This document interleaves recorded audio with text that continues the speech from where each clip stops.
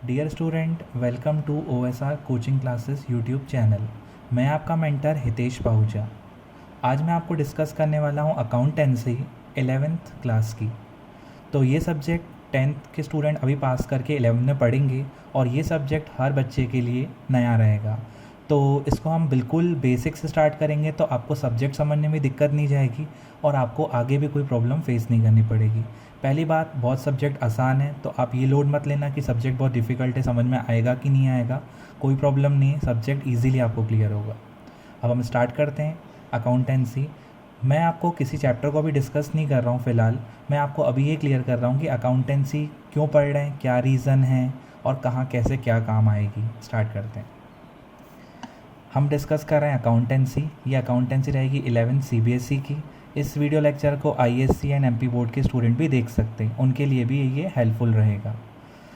अब हम डिस्कस करें अकाउंट्स। अब सबसे पहला डाउट कि अगर अकाउंट्स में आपको एक चैप्टर स्टार्ट कराऊँ तो आपको वो चैप्टर क्लियर होगा, बट कभी भी ये मीनिंग क्लियर नहीं होगा कि हम अकाउंटेंसी पढ़ क्यों रहे हैं। तो पहले मैं आपको ये क्लियर करता हूँ कि हम इस सब्जेक्ट को पढ़ क्यों रहे हैं, क्या पढ़ने का रीज़न है, कहाँ आगे काम आएगा और क्या क्या इसकी ज़रूरतें हैं।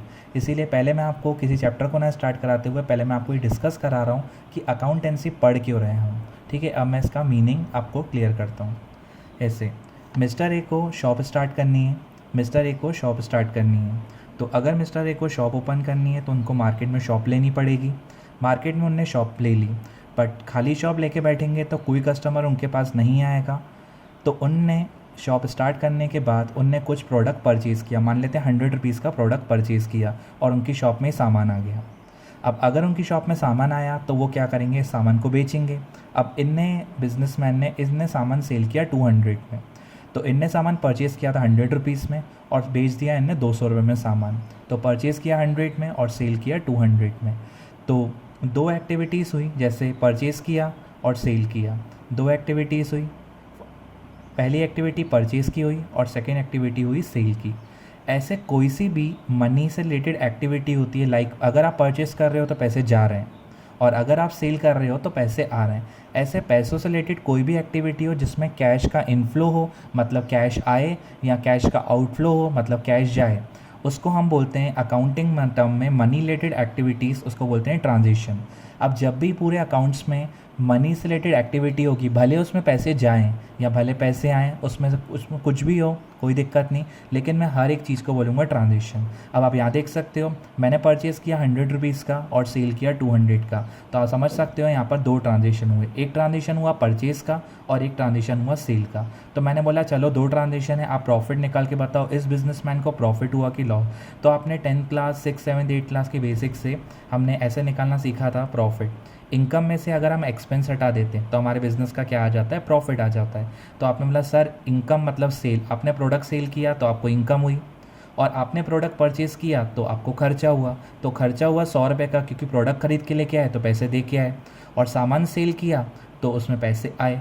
तो आपने इनकम पहले लिखा, एक्सपेंस बाद में लिखा। 200 रुपये का सेल किया, खर्चा किया 100 रुपये, तो आपको प्रॉफिट हो गया 100 रुपीज़ का।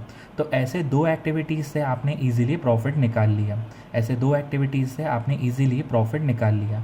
और जो भी ऐसे पैसों से रिलेटेड एक्टिविटी होगी, भले पैसे जाएं या पैसे आएँ, उसको हम बोलेंगे ट्रांजेक्शन। तो आप यहाँ देख सकते हो, यहाँ पर दो ट्रांजेक्शन हुए, एक मैंने ख़रीदा तो पैसे गए ट्रांजेक्शन, सेल किया तो पैसे आए ट्रांजेक्शन। मनी रिलेटेड एक्टिविटी मतलब ट्रांजेक्शन, ये मैंने लिखा हुआ है। दो एक्टिविटीज़ हुई, आपने प्रॉफिट निकाल लिया। अब आप सोचो, क्या प्रैक्टिकल लाइफ में शॉप में दिन भर में दो ही एक्टिविटीज़ होती हैं? ऐसा होता है क्या परचेज़ किया और सेल किया और घर आ गए? नहीं, प्रैक्टिकल लाइफ में दिन भर में बहुत सारे ट्रांजेक्शन होते हैं। आप ट्रांजेक्शन का मतलब समझ रहे हो, मनी रिलेटेड एक्टिविटी। मैं एग्जांपल लिया मैंने, दिन भर में 100 ट्रांजेक्शन होते हैं, रेगुलर एग्जांपल 100 ट्रांजेक्शन होते हैं। 100 ट्रांजेक्शन हुआ, किसी को परचेज़ किया, किसी को सेल किया, एक्सपेंस हुआ, इनकम हुआ।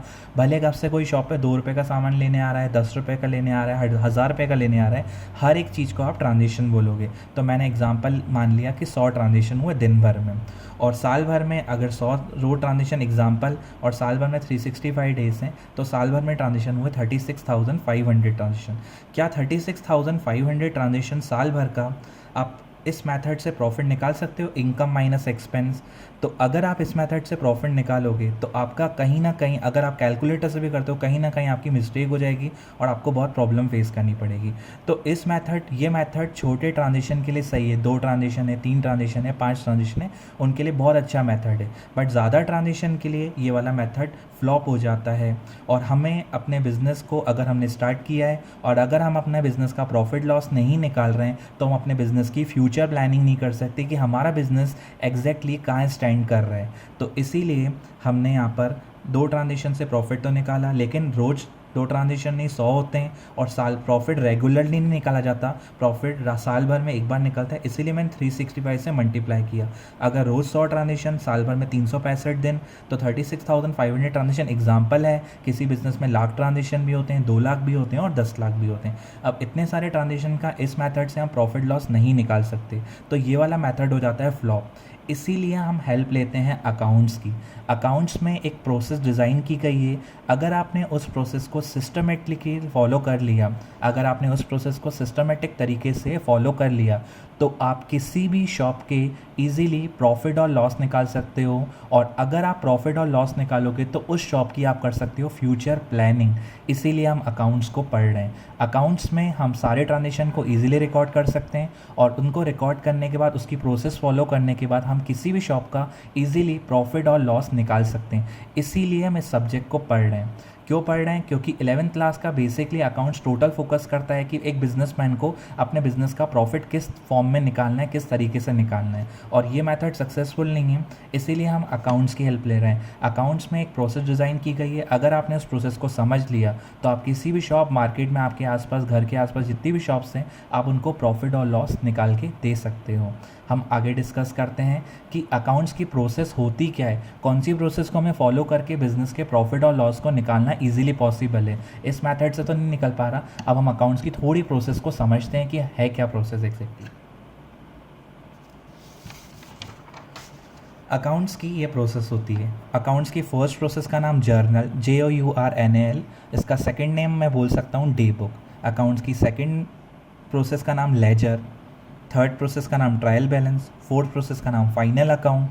अगर आप अकाउंट्स की इन 4 प्रोसेस को तरीके से रूल्स एंड रेगुलेशन के साथ फॉलो कर लेते हो, तो आप किसी भी शॉप का प्रॉफिट लॉस निकाल सकते हो। और प्रॉफिट लॉस निकालना शॉप में ज़रूरी, इसीलिए इस पे पूरा फ्यूचर प्लान होता है। अगर आपका अच्छा प्रॉफिट आया तो उसको और कैसे बढ़ाया जाए, अगर आप लॉसेस में चल रहे हो तो भाई हमें अपने बिज़नेस को प्रॉफिट में कैसे कन्वर्ट करना है, किस चीज़ पे फोकस करना है। और वो तभी पॉसिबल हो पाएगा अगर ये अकाउंट्स की आप सिस्टमेटिक प्रोसेस फॉलो करेंगे।